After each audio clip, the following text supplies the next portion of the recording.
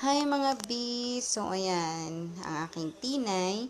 So kahapon, nag-attend po siya ng presentation. So, syempre, matin po muna kami ng mass. After ng mass, nag-present po sila sa simbahan. So, yung po mga kandila na nakasindi ay simbolo po ng pagpupugay o bigay parangal sa Berhen ng Kandilarya. So, ang tawag po dito, kasi malapit pong kapistahan, ang kapistahan po ng Berhen ng Kandilarya ay sa February 5. So, ang tawag daw po dito sa amin sa Quezon ay Candle Festival. So, ang ibig sabihin daw po ng Candle Festival ay pagpupugay sa Berhen ng Candelaria.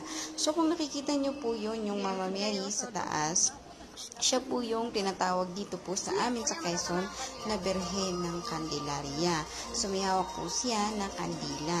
So, ang Candelaria daw po ay nagsasalita ng candle. Dito naman daw po nagsama yung salitang Candelaria. So, ang pagsasayaw nila ay po ay Putus Maria. Ang ibig sabihin ay